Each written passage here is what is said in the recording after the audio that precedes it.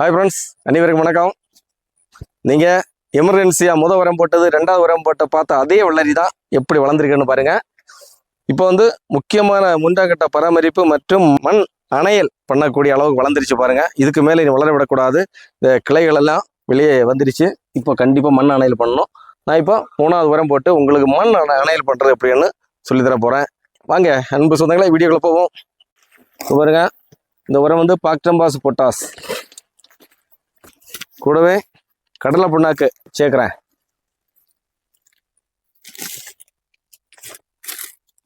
அப்புறம் பாருங்க, எலும்புத்தூள்,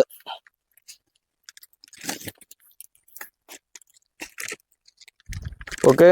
கூடவே டஸ்ட்டு சேர்க்குறேன் பாருங்க, இல்லைன்னா எறும்பு எடுத்துகிட்டு போவோம்.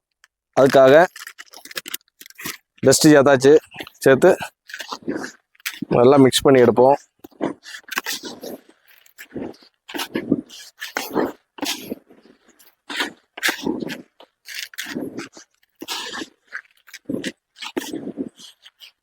உரம் போடுறேன் பாருங்க. இது முக்கியமான உரம் ஆனதுனால கொஞ்சம் அதிகமாக தான் வைக்கிறேன்.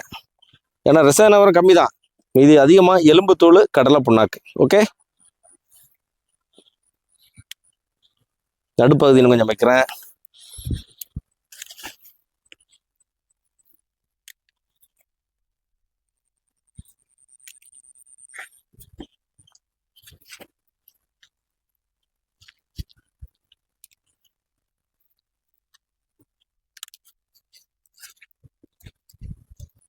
வெள்ளரி எவ்வளோ வளர்ந்ததோ அதுக்கு அதிகமாக களைகளும் வளர்ந்துருச்சு பாருங்க. இந்த களைகளை எல்லாம் வெட்டி மாற்றிக்கிட்டு தான் மண் அணையல் பண்ணணும்.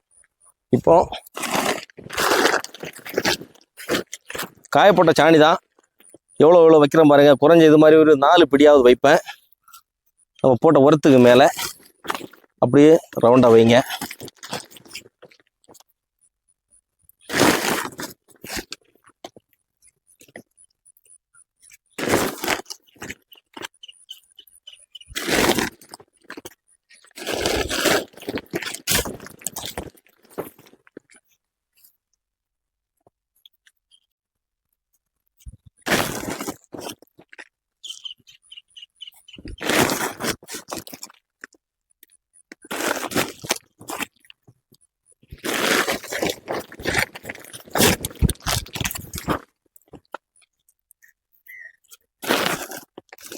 இந்த செடியை பிடிச்சி ரொம்ப அசைக்கக்கூடாது.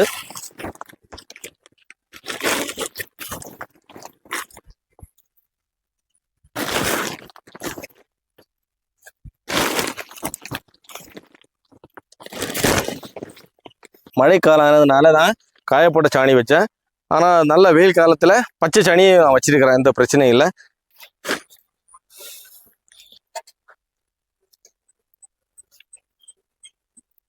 சாணி வச்சது பார்த்தீங்க, நான் சாணியோட மேலான ஒரு பொருள் வைக்க போகிறேன். அதாவது எப்போவும் நான் தழைகள் வைக்கிறது உண்டு. அதாவது எங்கள் இடத்துல குலைன்னு சொல்லுவோம், குலைகள் வைக்கிறது உண்டு. நான் மாமரத்தில் இருந்தும் பலாமரத்தில் விழக்கூடிய இலைகளை எப்பவும் சேகரித்து வைப்பேன். அது எப்படி அழுகி இருக்குன்னு பாருங்கள். அதை இதுக்கு மேலே அப்படியே 2 பிடி வச்சு விடுவோம். இது உடனடியாக உரம் ஆயிரும். இதுக்கு வெள்ளரிக்கு நல்ல நிழலாக கிடக்கும். நீங்களும் கண்டிப்பா ஏதாவது தழைகள் வைக்கணும்.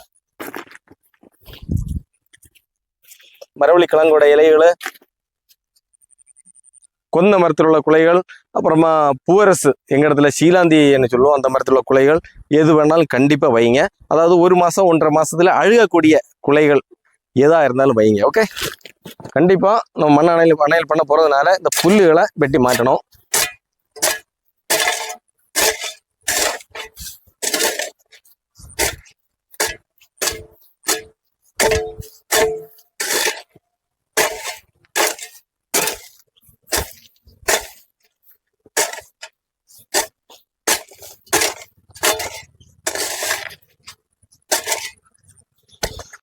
ஓகே, மண் அணையல் பண்ணுங்க முன்னாடி இந்த 4 பக்கமும் மண்வெட்டியால வெட்டி பதப்படுத்துங்க.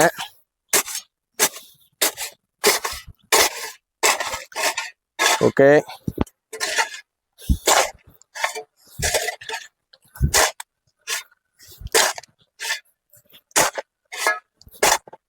இனி தூரத்தில் மண் வெட்டி இதுக்கு மேலே ரவுண்டாக வச்சு போவோம்.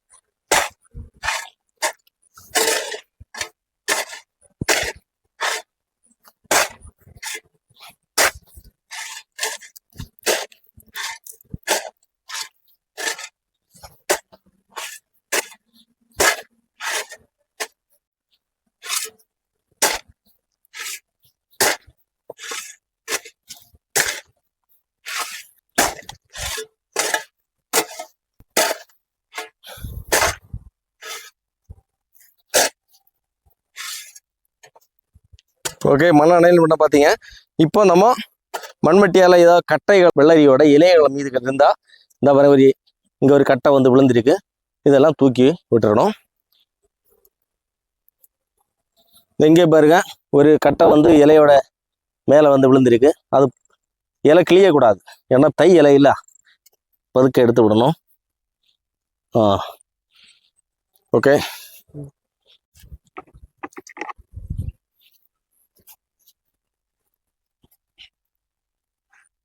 ஓகே, வெள்ளரி வளர்ந்துருச்சு, அணையல் பண்ணேன். ஆனால் நான் அணையல் பண்ணக்கூடிய அணை கண்டிப்பாக ஸ்ப்ரே வடிவில் தான் தண்ணி ஊற்றுவேன்.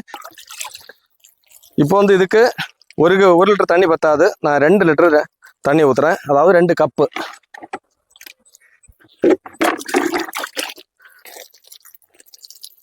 இப்படியே சுற்றி தான் ஊற்றணும், ஒரே இடத்துல வச்சுக்கிட்டு நிற்கக்கூடாது.